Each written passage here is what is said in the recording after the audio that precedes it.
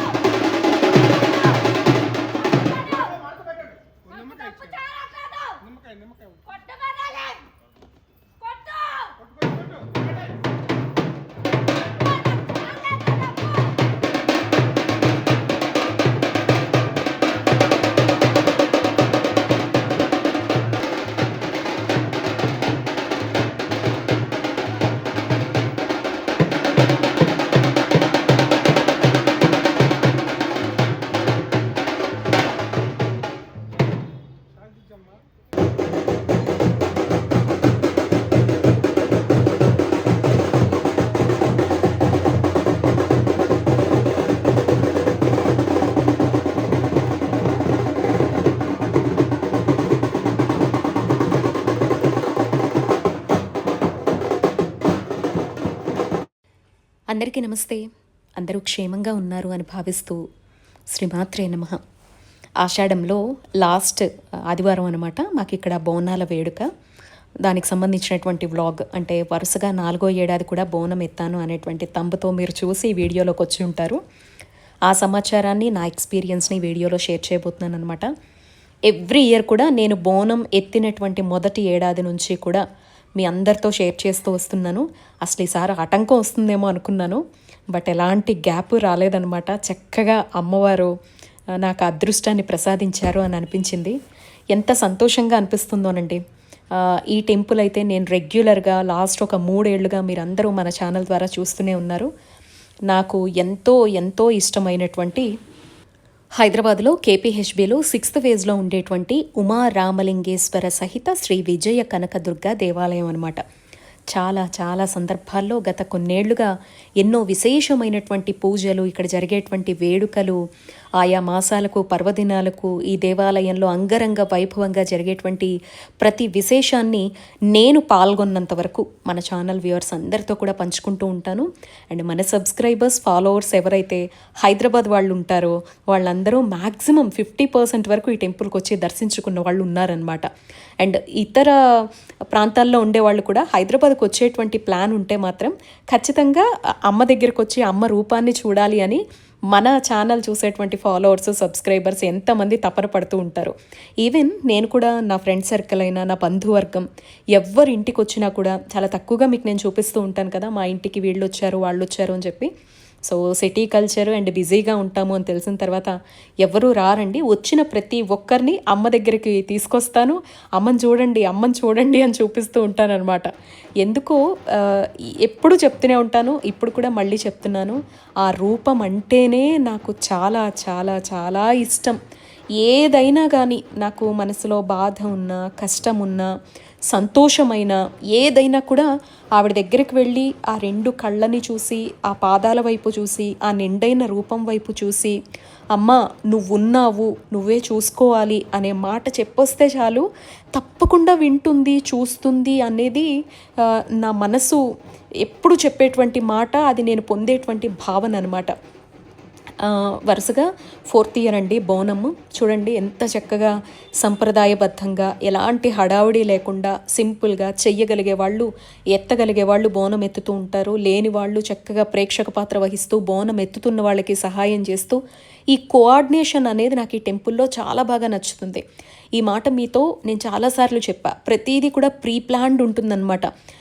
శంకర జయంతి ఉత్సవాలైనా, నవరాత్రులైనా, సంవత్సరంలో మనకు వచ్చేటువంటి ప్రతిదీ, కార్తీక మాసం వచ్చిందంటే ఉమా రామలింగేశ్వర స్వామివారి దేవాలయంలో అయినా, ఇంకా అమ్మవారికి సంబంధించి ప్రతి మాసంలో కూడా సంకష్టహర చతుర్థి అయినా, అమ్మకు సంబంధించినటువంటి అమావాస్య ఆరాధనలైనా చాలా సాత్వికంగా, చాలా ప్రశాంతంగా, ఎంత చక్కగా ఆలయ కమిటీ ప్లాన్ చేస్తుందంటే మనం భక్తులుగా వెళ్ళిన తర్వాత ఇంత పిసరు కూడా ఇబ్బంది పడమండి.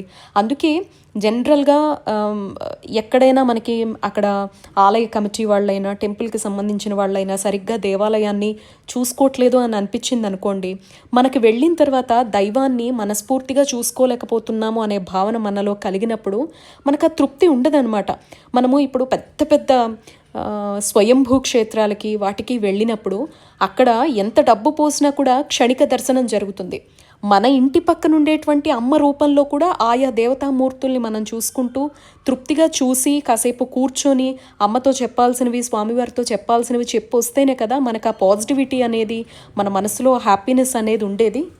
నేను ఎలా నమ్ముతానంటే, మనం వెళ్ళలేనటువంటి జ్యోతిర్లింగాలైనా శక్తిపీఠాలైనా చూడలేనటువంటి ఎన్నో దూర ప్రాంతాల్లో ఉండేటువంటి అత్యంత శక్తివంతమైన వాటన్నింటినీ కూడా మనసు భావనతో మన వీధిలో ఉండేటువంటి, మన ప్రాంగణంలో ఉండేటువంటి, మనకి దగ్గరగా ఉండేటువంటి దేవతామూర్తుల్లో చూసుకోవాలి అని నేను ఎప్పుడూ కూడా నా మానసిక భావనండి. అది ఎప్పుడంటే ఒక వీధిలో ఒక దేవాలయం కట్టడం గొప్ప కాదు, దాన్ని మెయింటైన్ చేయడము, భక్తులకి భగవంతుడిని ఎప్పుడూ కూడా దగ్గరగా ఉంచేటువంటి ప్రయత్నం చేయడం గొప్పతనం అనమాట. అది నాకు ఇక్కడ ఆలయ కమిటీలో అయినా ఇక్కడ టెంపుల్ మెయింటెనెన్స్లో అయినా బాగా కనిపిస్తూ ఉంటుందన్నమాట. అందుకే బాగా ఆకర్షితురాలను అవుతూ ఉంటాను. ఎవరైనా వచ్చిన తర్వాత సంతోషంగా అమ్మను కళ్ళారా నింపుకోగలుగుతారు, చూడగలుగుతారు. ఆయా ఉత్సవాల్లో ముందు నుంచే ప్రకటిస్తారు కాబట్టి వాళ్ళ పేర్లు నమోదు చేసుకుంటారు. బోనం ఎత్తాలి అంటేనే సపోజ్ మీరు ఇక్కడ ఏర్పాట్లు చూస్తే కనుక 108 బోనాలు పెట్టారు. ఆ బోనం అంతా కూడా టెంపులే అరేంజ్ చేస్తుందన్నమాట. సో బోనంలో అంటే ఏంటి, అమ్మకి చాలా సాత్వికంగా సంప్రదాయబద్ధంగా సంతోషంగా ఆడపిల్లకి మనం పెట్టేటువంటి భోజనం, ఆ తల్లికి పెట్టేటువంటి ఆషాఢ మాసంలో ఒకసారి ఒక వేడుక. ఈ వేడుకలో ప్రతి భక్తుడు భాగస్వామ్యం కావాలి అనేటువంటి ఒక ప్రణాళిక చక్కగా ఈ కుండల దగ్గర నుంచి, దీపాల దగ్గర నుంచి, ఆలయ కమిటీ ఇంతమంది మెంబర్స్ అని ఉంటారు, ఆడవాళ్ళకి ఆడవాళ్ళు, మగవాళ్ళకి మగవాళ్ళు, వీళ్ళందరూ కూడా ఎవరైతే బోనం ఎత్తుతారో ఆ స్త్రీమూర్తులందరినీ అమ్మ స్వరూపంగా భావించి ఆ తల్లికి పెట్టేటువంటి భోజనాన్ని సంప్రదాయబద్ధంగా సిద్ధం చేసి అక్కడ కావాల్సినటువంటి ఏర్పాట్లన్నీ కూడా దగ్గరుండి చూసుకొని ఎవరికి ఇబ్బంది రాకుండా, మీరు చూడండి చూసేటువంటి ప్రేక్షక పాత్రలో కూర్చునే వాళ్ళు కూర్చున్నారు, అక్కడ జరుగుతున్నటువంటి అమ్మకి జరుగుతున్న పూజ మొత్తం చూస్తూ ఉన్నారు, విధానాన్ని చూస్తున్నారు. ఎత్తగలిగే వాళ్ళంతా సిద్ధంగా ఉన్నారు. ఇంకా కాసేపట్లో అమ్మ బోనాన్ని ఎత్తుతాము. అక్కడ ఉండేటువంటి ఆ వీధులలో ఒక ప్రదక్షిణగా వచ్చి మళ్ళీ ఆ తల్లికి కుంభంలాగా పోస్తారనమాట. సో ఆ లోపల వేసేటువంటి ఆకుకూరైనా, అన్నమైనా, పెట్టేటువంటి దీపమైనా, వాళ్ళకి బోనం పెట్టి మంగళ వాయిద్యాల నడుమ అక్కడ చేసేటువంటి క్రతువు మొత్తం కూడా ఎంతో సంప్రదాయబద్ధంగా మనసుకి హాయిగా అనిపిస్తుందన్నమాట. జనరల్గా బోనం అనగానే ప్రతి ఇంట్లో తెలంగాణ వరకు తీసుకుంటేనండి ఒక పెద్ద ఆచారం. ఖచ్చితంగా ఆషాఢంలో బోనాలైనా, నవరాత్రులు వస్తున్నాయంటే బతుకమ్మ వేడుకలైనా, ఇవన్నీ కూడా తెలంగాణలో ప్రతి ఆడబిడ్డకు ఒక పెద్ద వేడుక. వీటిని ఇక్కడ దేవాలయంలో కూడా ఎంతో బాగా జరుపుతారు. ఇప్పుడే కాదండి, ఎప్పుడైనా గుర్తుపెట్టుకోండి, నేను ఇక్కడ ఉన్నా లేకపోయినా, అంటే ఉన్నంత వరకు నేను ఈ దేవాలయంలో విశేషాలన్నీ అందిస్తా. ఎప్పుడైనా ఫ్యూచర్లో కూడా మనం ఈ ప్రాంగణంలోనే ఉంటాము అనేటువంటి గ్యారంటీ లేదు కదా. కానీ మీరు బోనం ఎత్తాలి అని అనుకుంటే ఇంట్లోంచి తయారు చేసేటువంటి ఆనవాయితీ లేకపోయినా, సంప్రదాయం మీకు లేకపోయినా, ఆ బోనం అనేటువంటి పద్ధతిని మనం అందుకోవాలి. బోనం అంటే దీనికి ఏమీ మన ఇంట్లో పద్ధతులతోటి, సంప్రదాయాలతో, ఆనవాయితీలతో లేదండి. తల్లికి భోజనం పెట్టడం. మీరు దేవాలయంకి వస్తే గనక చక్కగా మీ పేరు అనేది ముందుగా రిజిస్టర్ చేయించుకుంటే చాలన్నమాట. మీరు హ్యాపీగా చేయొచ్చు. అలాగే బతుకమ్మ వేడుకలు, దసరా వస్తోంది అంటే బతుకమ్మ వేడుకలు అంగరంగ వైభవంగా జరుగుతాయి. 9 రోజుల పాటు మొత్తం 9 మంది బతుకమ్మల్ని కూడా ఏ రోజు వేడుక ఆ రోజు అమ్మ అలంకారాలతో, ఒక పక్క మనము సంప్రదాయం ప్రకారం చేసుకునేటువంటి ఆ తల్లి రూపాల్ని ఆస్వాదిస్తూనే, ఇంకొక పక్క తెలంగాణ సంప్రదాయం ప్రకారం ఉండే బతుకమ్మ వేడుకల్ని అన్ని రకాలు మన ఇరు రాష్ట్రాల్లో ఉండేటువంటి పద్ధతులన్నింటినీ కూడా వాళ్ళు చక్కగా ప్రతి భక్తుడికి చేరువ చేసేలాగా ఇక్కడ నిర్వహిస్తారు.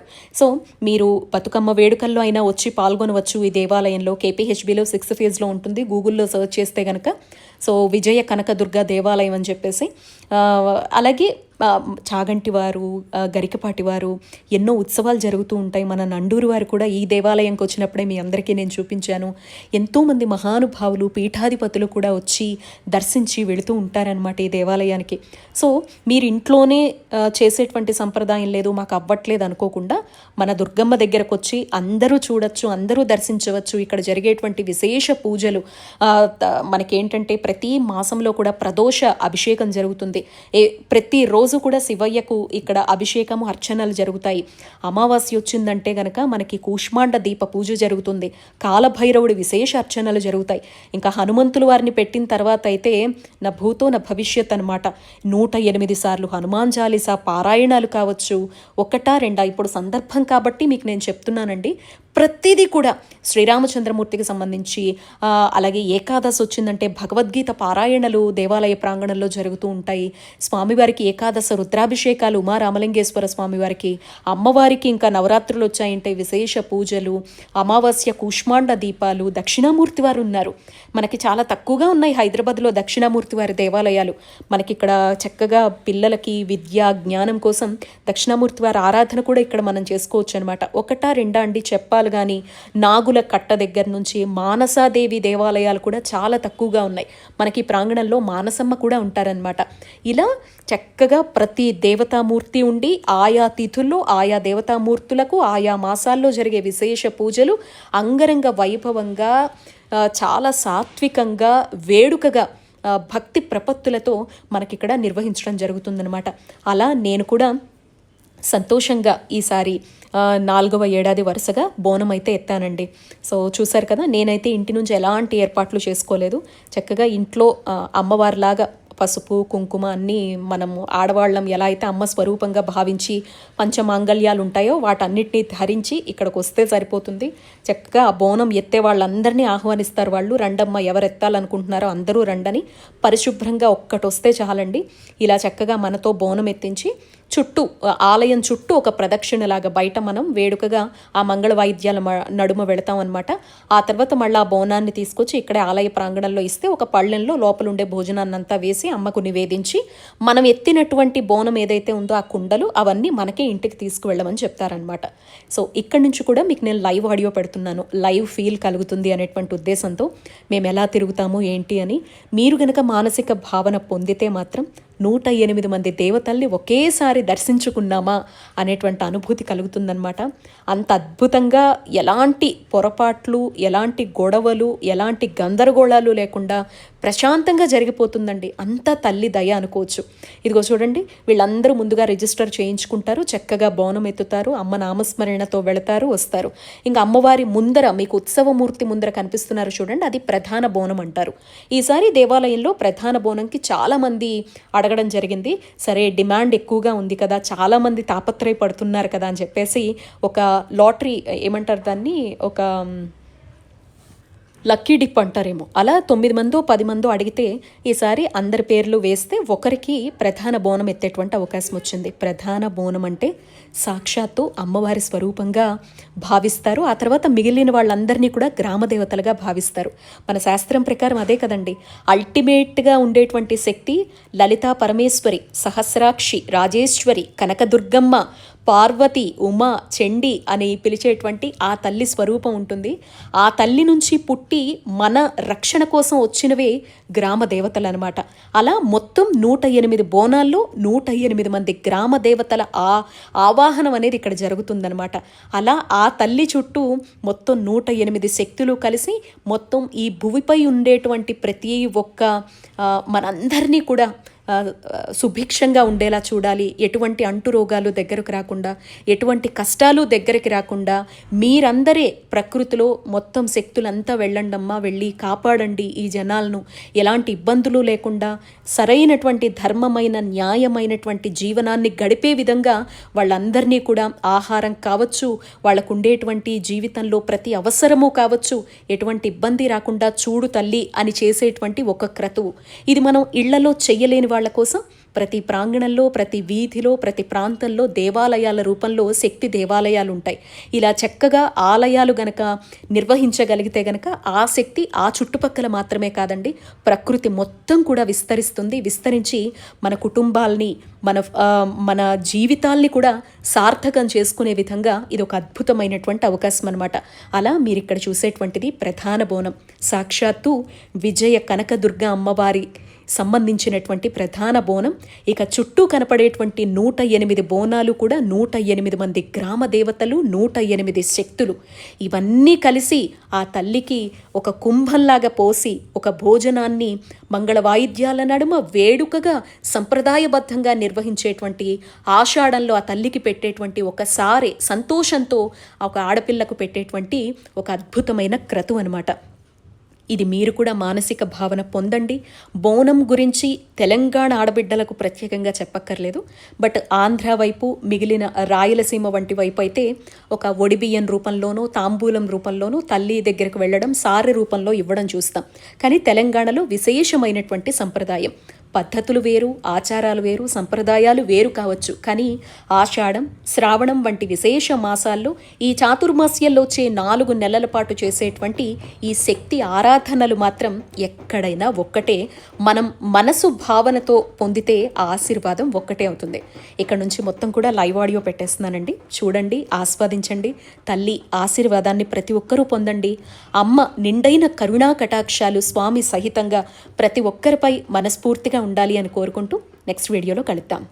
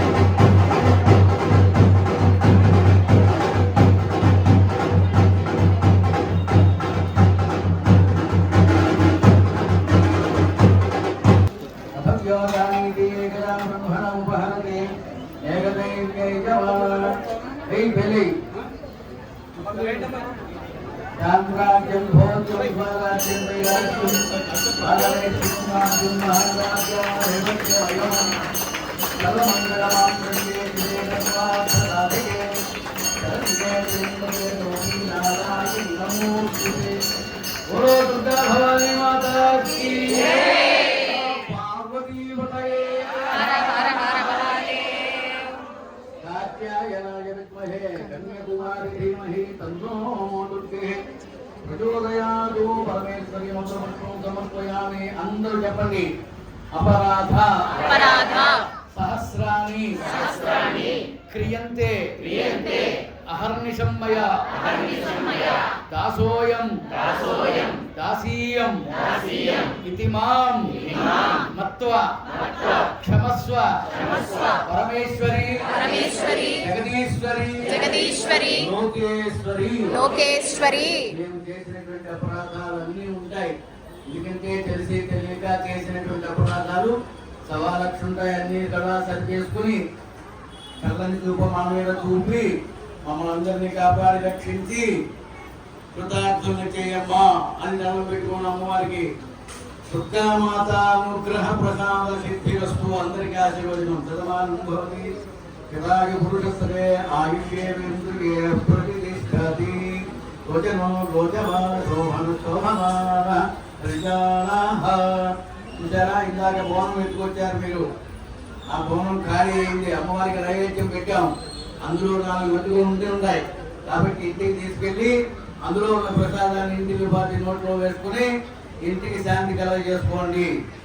ఆ బోనం ఉన్నటువంటి ఆ యొక్క భాండాన్ని దానిలో నీళ్లు నింపుకొని గుమ్మం బయట పెట్టుకోండి. ఒక 4 రోజుల పాటు, 20 రోజుల పాటు, 11 రోజుల పాటు మీ అవకాశాలను బట్టి.